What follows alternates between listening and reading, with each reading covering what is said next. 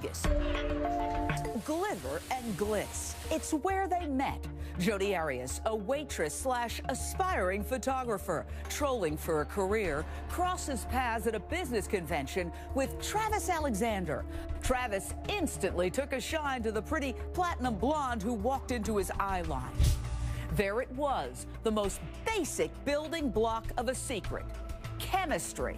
Sexual chemistry.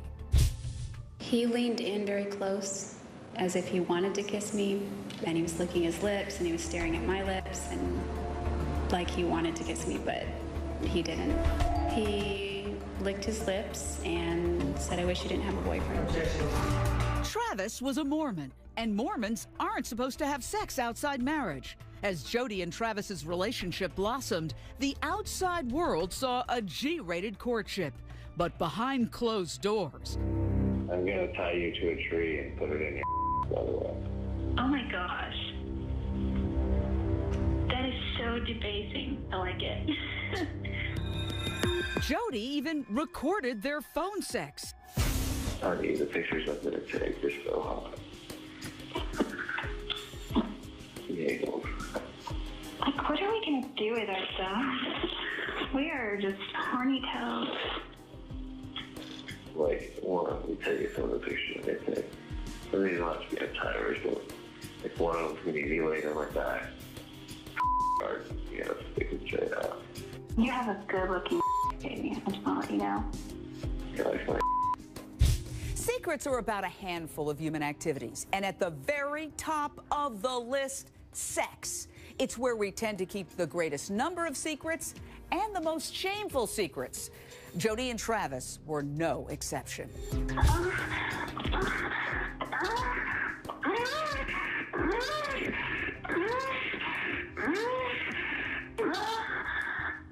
The way you love it, it sounds like you're this 12-year-old girl having her first orgasm. It's so hot. You're bad. You make me feel so dirty. You are dirty, baby. To hear his voice in the courtroom was so eerie, and then to hear what he had to say when he was talking about his fantasies, some of them very violent, having the sex over the phone with her, and we hear them both climaxing. It was just, it was a high point and a low point in the trial. Some of the jury members are looking down. They're embarrassed. You could tell they're trying not to, avoiding eye contact with anybody in the courtroom. Others are staring directly at Jodi, studying her as the sex tape is playing. Meanwhile, Jodi is on the stand, hair covering her entire face. You can't even see her. She uses her hair as a shield in these really embarrassing moments in court. Secrets can be murder. In this case, toxic secrets that exploded in death. On June 4th, 2008, Jodi Arias killed Travis Alexander by stabbing him 29 times, slitting his throat ear to ear, and shooting him in the face.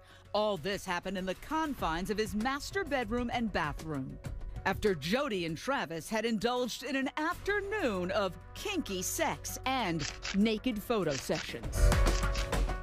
Was it your idea to pose for that picture, or did Travis suggest that that take place? He suggested all the poses.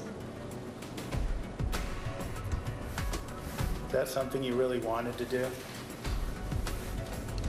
That was not my favorite part of the day, no. I didn't want to do that. But, I mean, I didn't disagree. He wanted to get a picture of us having sex without somebody holding the camera. Would it be fair to say that he was directing you what to do and how to pose? Yes. But why did you pose in these positions for him?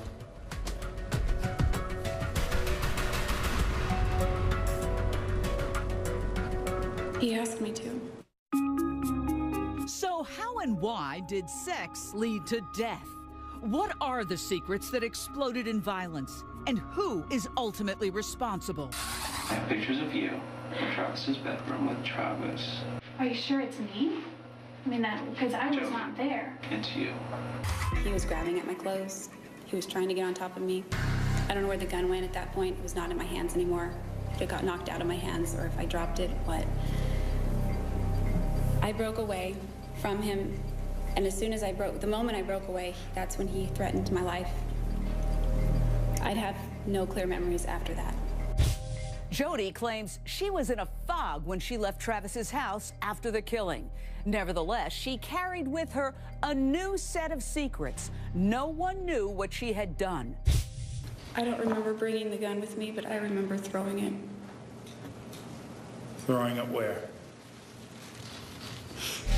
In the desert. She's barefoot, she's covered in Travis's blood, and she pulls over in the desert and starts to concoct her story, starts to cover up her tracks. She washes her hands of blood, she throws away the gun, and then she starts making phone calls, immediately coming up with this cover story that she maintains for the next month. In her desperate attempt to keep secret her starring role in Travis's extraordinarily violent killing, Jodi decided she would call Travis and leave him a voicemail. I know Leslie called you, so I already talked to her, so you can call her back if you want, but it's not necessary. My phone died, so I wasn't getting back to anybody. And what else? Oh, and I drove 100 miles in the wrong direction, over 100 miles, thank you very much. So yeah, remember New Mexico? It was a lot like that, only you weren't here to prevent me from going into the 3 digits, so fun. Tell you all about that later. Also, we were talking about, when we were talking about your upcoming travels my way, I was looking at the May calendar, so I'm all confused. But Heather and I are going to see Othello on July 1st, and we would love for you to accompany us. An invitation to see Shakespeare, a stunning testament to the lengths Jodi would go to keep a damaging secret. Her lighthearted tone, a stark contrast to the blood-soaked crime scene. A friend of ours is dead in his bedroom. We hadn't heard from him for a while. We think he's dead. His roommate just went in there and said there's lots of blood. Has he been threatened by anyone recently? Yes, he has. Okay. He has an ex-girlfriend that's been bothering him and following him and slashing tires and things like that. And do you know the ex-girlfriend's name? Her name is Jodi. Jodi Arias, washing the blood off her hands in the middle of the desert, was carrying perhaps the most toxic secret you can ever keep.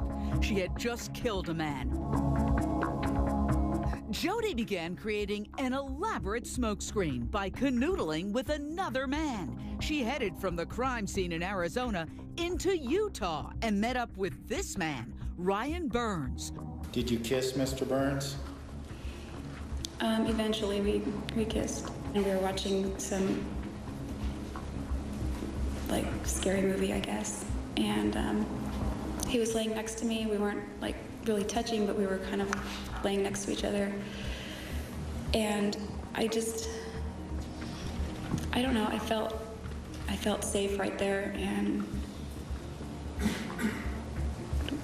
I figured if I don't kiss him at all, I don't know, I guess I just wanted to seem normal. I wanted to seem like I was okay, things were okay, like I didn't just do it, I just did. Welcome to our Secrets Lab. Joining me, noted psychologist Jeff Gardier and Robbie Ludwig. Dr. Jeff, yes. She goes from killing Travis Alexander to canoodling in short order, within hours, with another guy, making out with another guy. What does that tell you about Jodi Arias' mentality? Well, I think this is a young woman who does have a personality disorder, and as we see with many women with these sorts of issues, they learn to use sex as a tool. She was doing that to cover up her tracks. Dr. Robbie Ludwig, what could the symbolic significance be of her killing Travis Alexander and then going and immediately making out with this other guy, Ryan Burns? I don't know if she really felt like a person unless she was sexually engaged with another.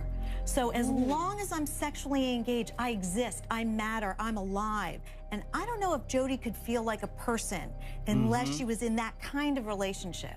If I'm found guilty, I don't have a life. I'm not guilty. I didn't hurt Travis.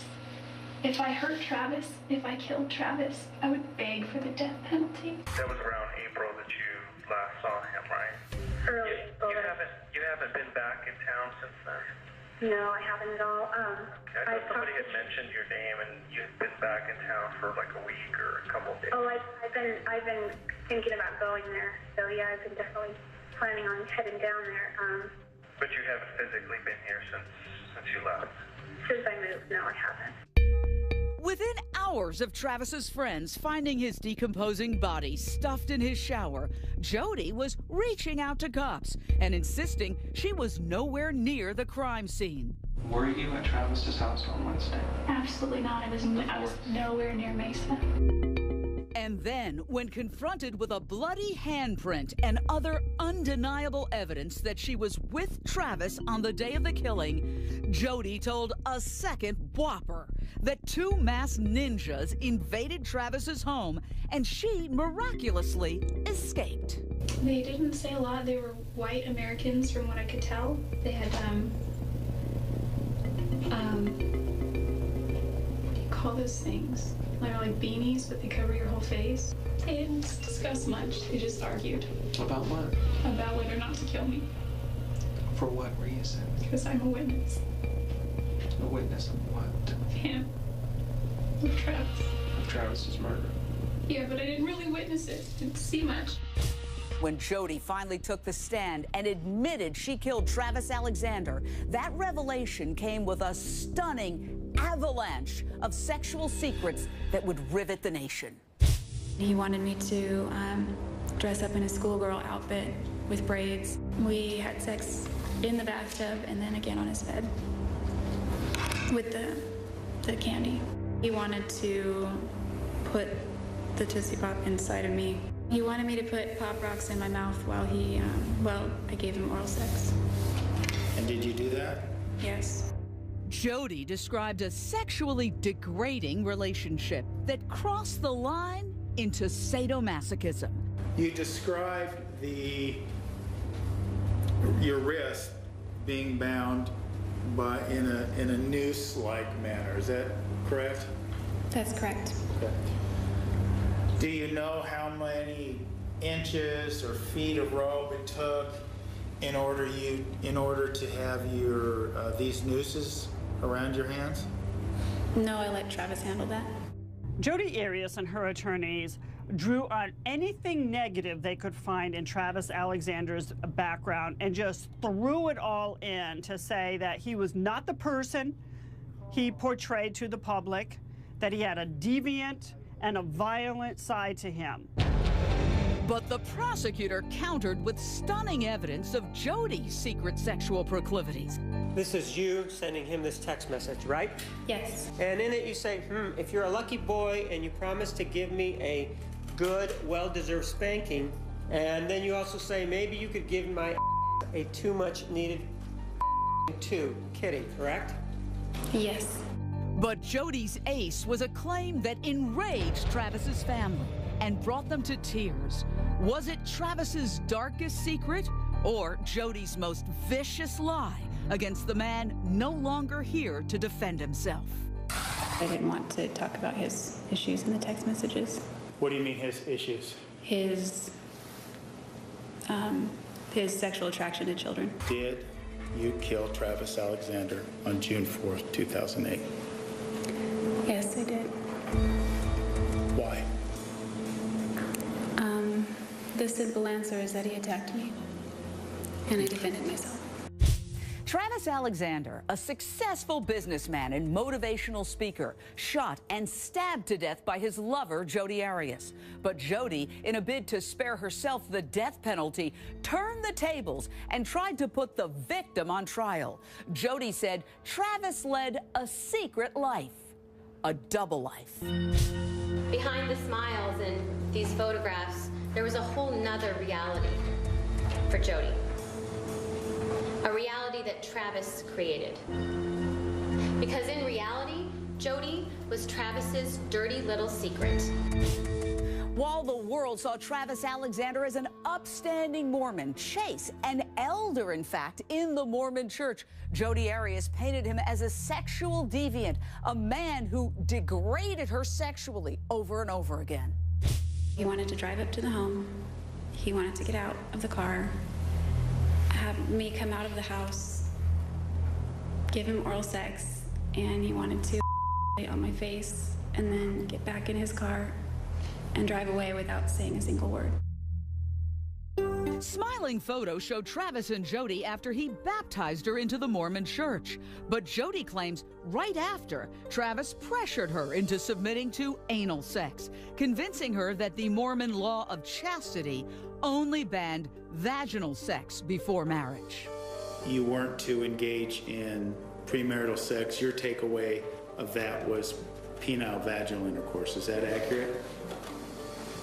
Well, I considered other forms of sex, but after gaining a sort of clarification from Travis and how he explained it, then I came to understand that vaginal sex was the ultimate, place to not go.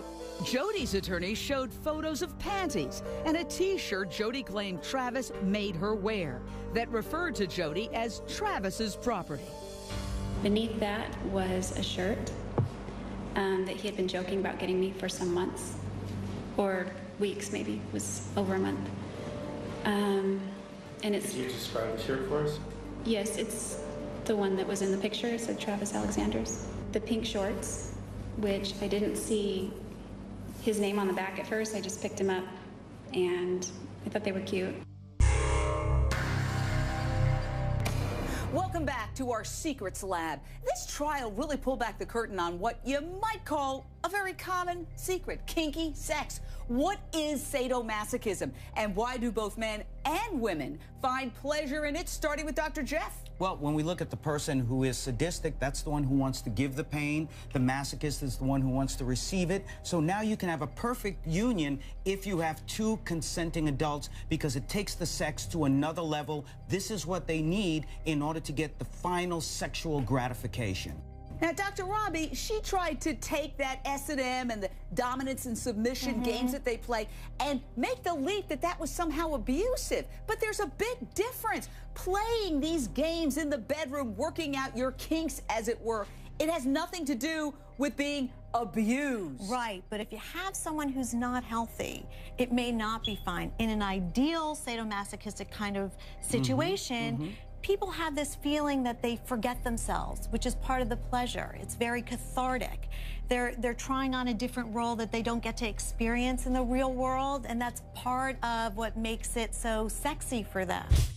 As evidence mounted that Jodi was into the kinky sex and encouraged it, Jodi countered with a stunning claim against Travis, a claim that infuriated the victim's family. It involved Travis and young boys. I walked in and Travis was on the bed masturbating, and I got really embarrassed.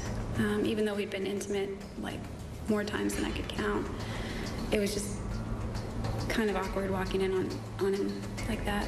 And I was headed toward the dresser, but then I stopped and I was trying to think of something funny or witty to say, like, do you still need my help or something?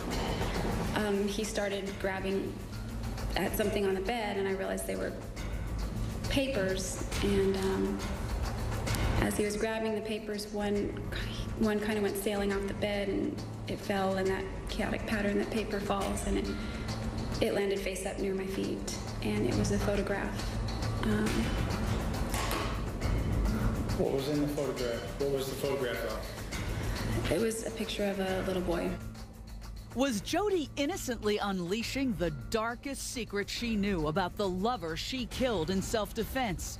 Or was Jodi lying through her teeth with a hideous story to protect the secret truth of why? The real reason she killed Travis Alexander. I grabbed the gun.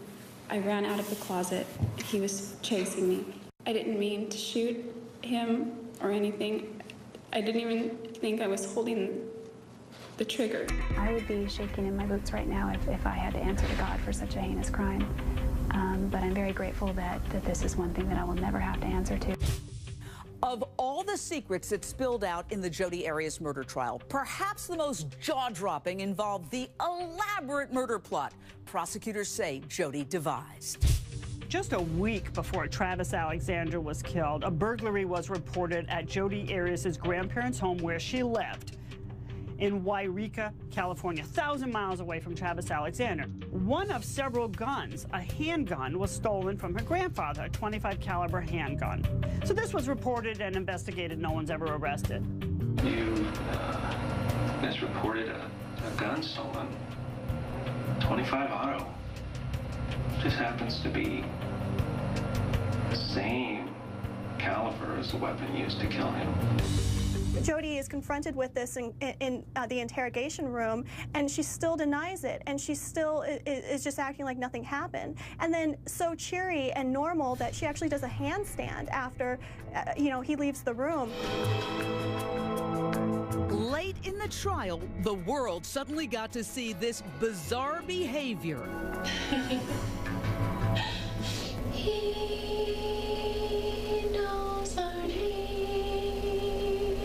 Jodi singing and doing a handstand in the interrogation room minutes before she's arrested.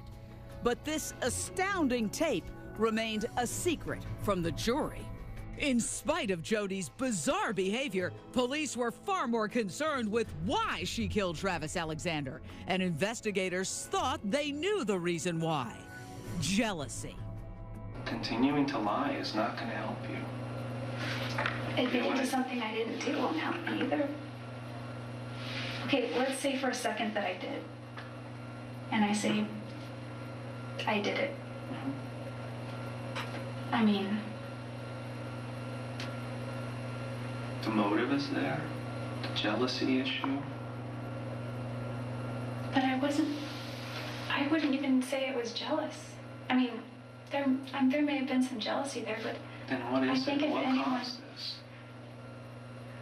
I think if anyone, maybe Travis was jealous, but... Obsessed is the word that they use. That's the word I hear from everybody.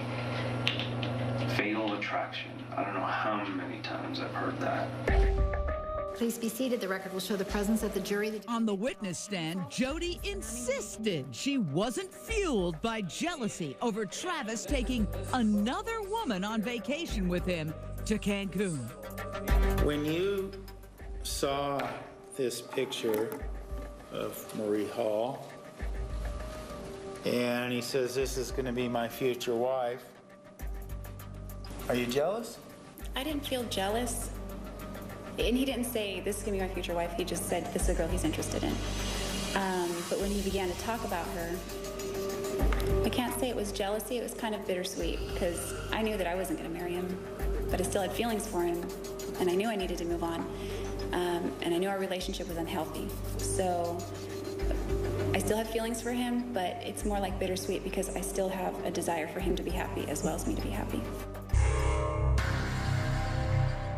Welcome back to our Secrets Lab. Let's talk with our experts about jealousy and rage. There's an old saying, "Oh, if I can't have him, nobody else can." Jealousy is one of the most fundamental human emotions. Why is it at the heart of this case, Dr. Jeff?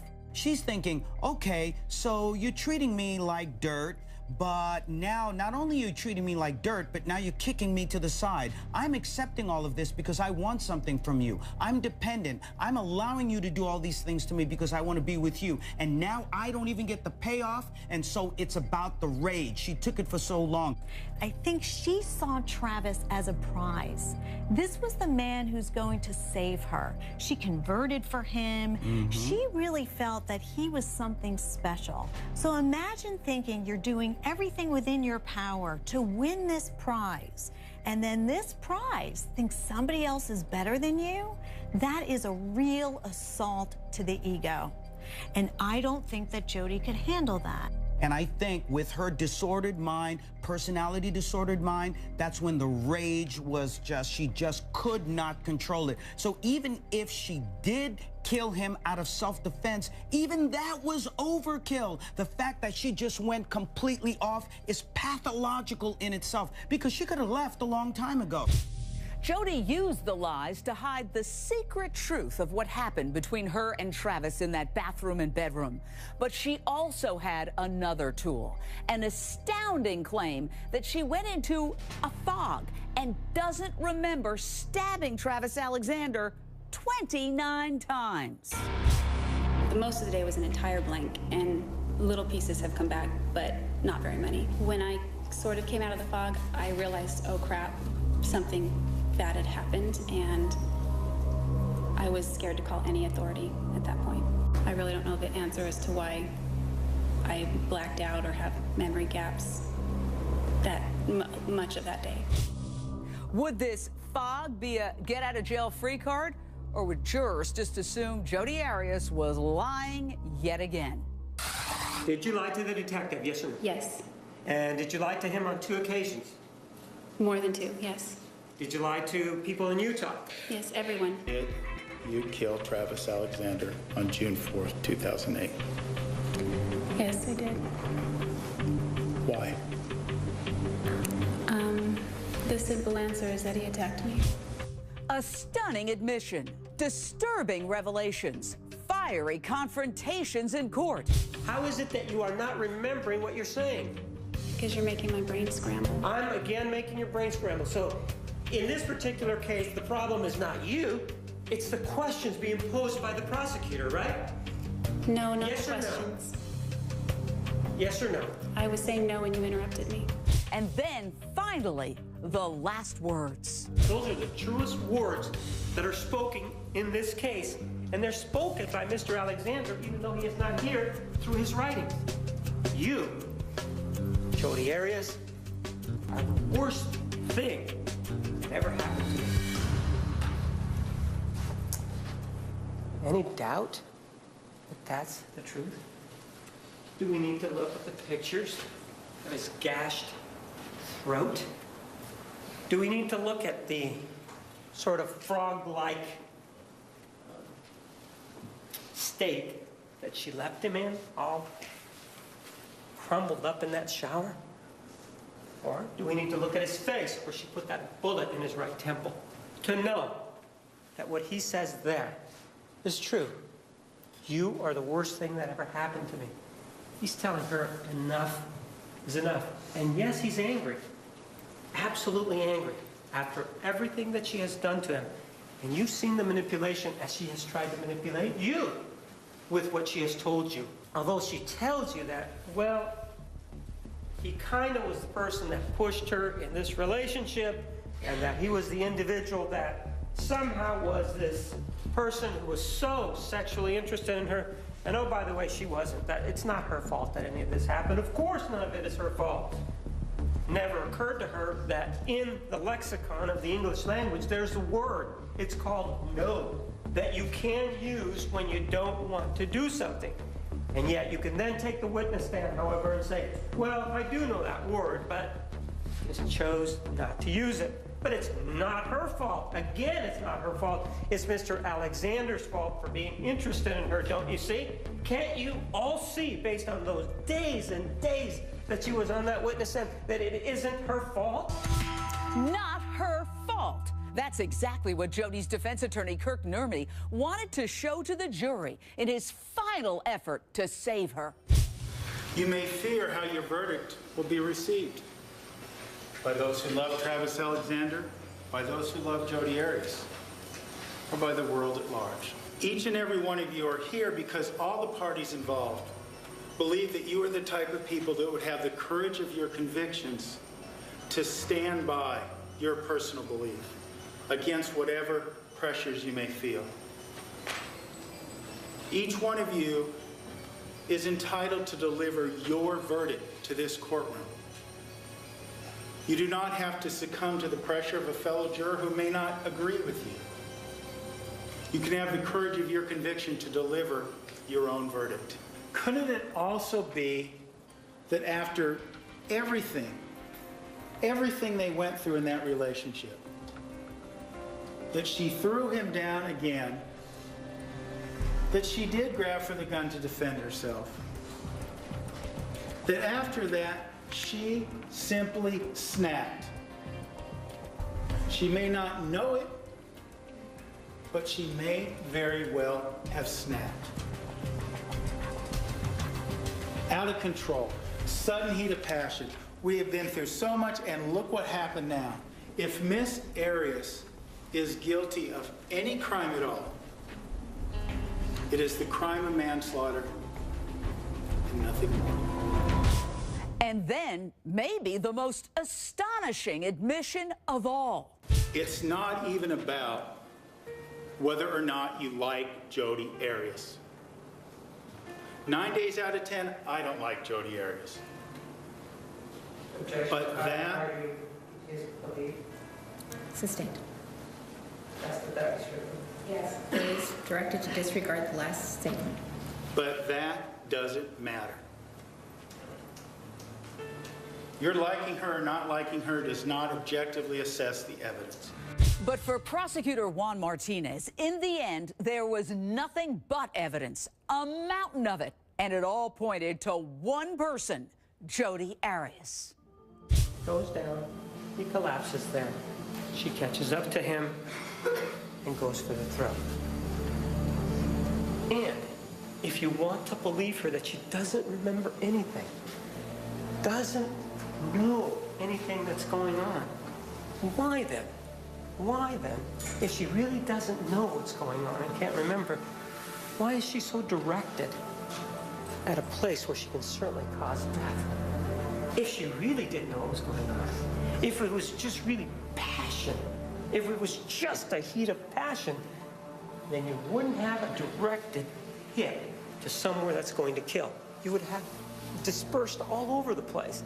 But when he goes down, there is a direct strike to his neck, which is an indication of somebody who is thinking, this person's not going to live. He may get away from me in the shower. He may get away from me all the way to the sink. And he may stumble his way down that hallway. But you know, I caught him. What does she do? She deletes only certain images. It's not like all of the images are deleted. This shows somebody who is thinking, oh, I don't want to delete the one of his dog, or this other one. I'll delete the only ones that hurt me.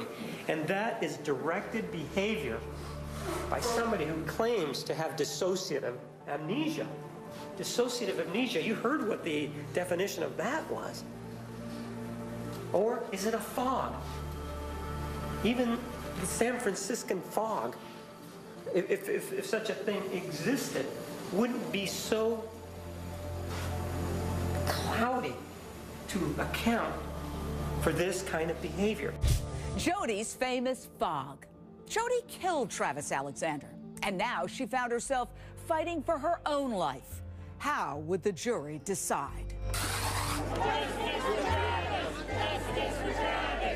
Ladies and gentlemen, I understand you have reached a verdict.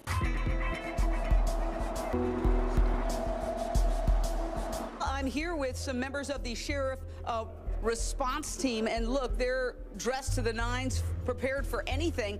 And right on the other side is the cell that is the same size and layout as the cell that Jodi Arias is in right now. And you see it sort of decorated with the kind of things that a prisoner would have, magazines and their little knickknacks, things they hold on to, but nothing that they can use to hurt themselves or others. For nearly 5 years, Jodi Arias called this Phoenix jail cell home. Justice for Travis! Justice for Travis! And after 5 months of lurid and graphic testimony about sex and lies and killing, the jury convicted Jodi Arias of the premeditated murder of Travis Alexander. And that same jury would quickly deem his murder to be excessively cruel, which made Jodi Arias eligible for death by lethal injection. Travis's sister and brother made heart-wrenching and passionate pleas for the jury to end their pain by giving Jodi the ultimate punishment. I cannot sleep alone in the dark anymore. I've had dreams of my brother all curled up in the shower, thrown in there, left to rot for days, all alone. I don't want these nightmares anymore. I don't want to have to see my brother's murderer anymore. Our lives will never be the same. We can never get him back.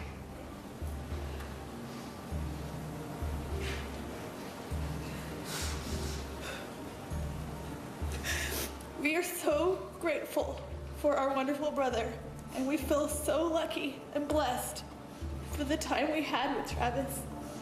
however short-lived. We would give anything to have him back. Anything. And that's the reason that these... And the prosecutor told the jury they had no other true option than to send Jodi to death row.